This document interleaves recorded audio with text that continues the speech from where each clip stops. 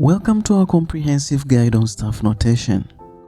Whether you are a beginner or an experienced musician, understanding staff notation is fundamental to reading and interpreting music. In this video, we'll break down the components of staff notation, explore how it's used, and provide tips for mastering this essential skill. Let's start by examining the basic elements of staff notation. The staff consists of 5 horizontal lines and 4 spaces.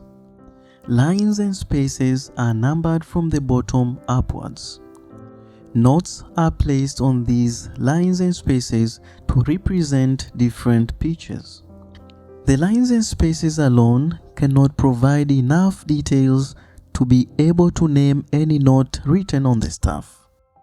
Any note placed on the staff at this stage cannot therefore be named. We need an additional symbol to be placed at the beginning of the staff to give every line and space a specific name. This symbol is called a clef. A clef is simply a sign placed at the beginning of a musical staff to determine the pitch of the notes. The 2 most commonly used clefs today are the treble clef, also known as the G clef, and the bass clef, known as the F clef. Understanding the relationship between the clef symbol and the staff is essential for accurately reading and interpreting music. Let us look at each of these clefs in detail. The treble clef. This clef is commonly used for higher pitched sounds or voices. Instruments like the piano, violin, and flute use the treble clef. It is also used for voices 1 and 2, commonly known as soprano and alto. Let us see and practice drawing the treble clef on the staff. Start with a dot on the second line. Cycle around it by touching the third line and down to the first line. Continue with another curve that goes beyond the 5th line. Draw a straight line downwards, passing through the dot on the second line, extending over the first line, and another curve to complete the symbol. So this is a G clef. Practice drawing it several times. As seen from the clef drawn, it starts with a dot on the second line and cycles several times around it. It's for this reason the second line is given the name G. Any note placed on the second line is G. Note that the music alphabet starts from letters A through G. So writing down these letters, we will have a repeating pattern of A, B, C, D, E, F, and G. After reaching G, the pattern repeats itself from A. Keep in mind that the musical alphabet is made of only these first 7 letters of the alphabet, A through G. Moving back to our G clef, since we now have our reference note, a G, we can easily find the names of all other notes on the staff by moving forward or backwards from the G note on the second line. So the note on the second space will be a note after G, which is A. And a note on the third line will be a note after A, that is B. We move in this same sequence until we reach the note on the 5th line, which will be F. Moving backwards, a note on the first space will be a note before G, which is F. And a note on the first line will be a note before F, and that is E.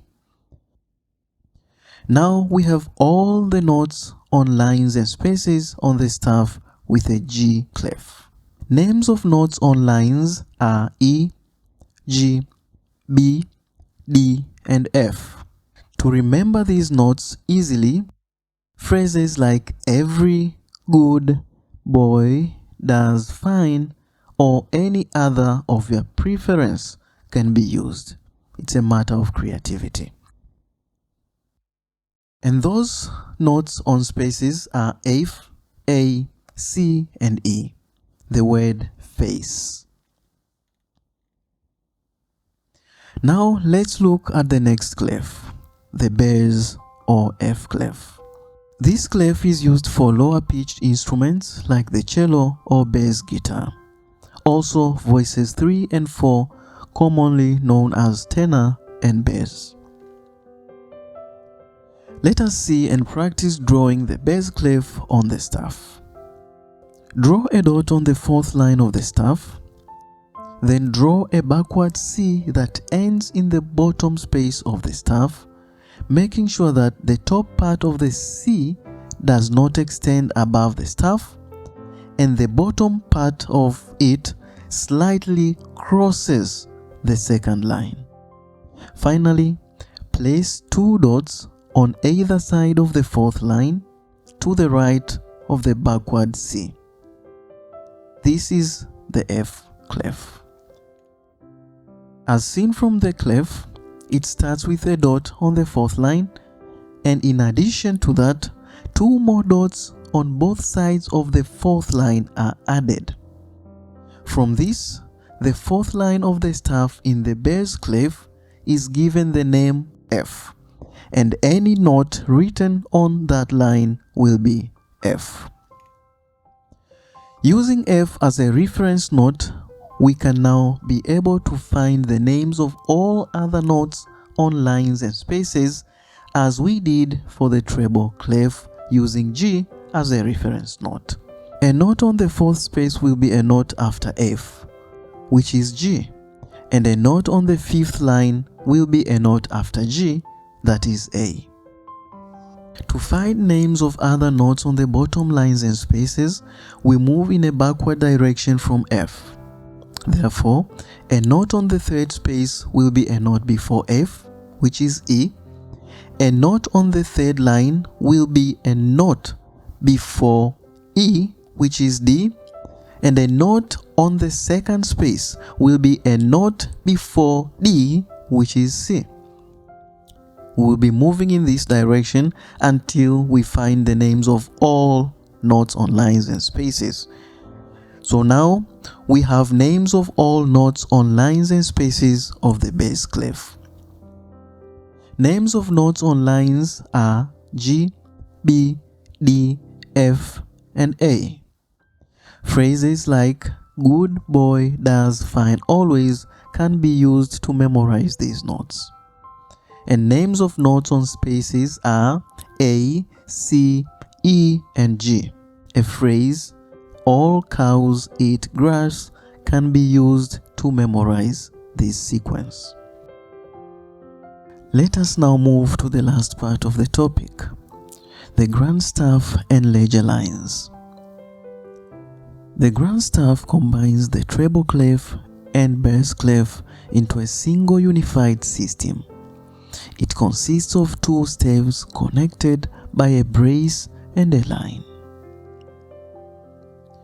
By combining these 2 staves, the grand staff allows musicians to notate a wide range of pitches from the highest to the lowest. Now, let's discuss ledger lines and their significance in extending the range of the grand staff. Considering all that we have learned so far, we can put a note on any of the 5 lines plus any of the 4 spaces in between the lines of any clef, plus the 2 spaces immediately above the top line and below the bottom line. Let us take an example of the notes of the treble clef. We can name all notes from the D in the very bottom to the G at the top. But what if we want to write notes that are higher than the space above the top line G or lower than the space below the bottom line D? this is where the use of ledger lines prevails.